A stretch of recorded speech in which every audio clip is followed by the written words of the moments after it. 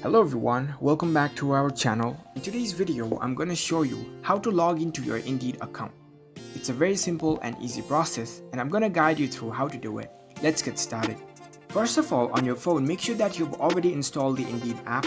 If you haven't, you can easily download it from the store. Once you download the app, launch the app on your phone. After you are in the app, you will see this kind of interface. Now, in order to log into your account, you must have already created your account first. If you haven't, you can easily create a new account by selecting this create an account option. Only then after you can log into your account. So if you already have an account, you can choose the sign in option to log into your account. It will take you to the sign in page. Enter the same credentials which you used to sign up for your account. If you created your account before using the Google account, you can tap on this continue with Google option.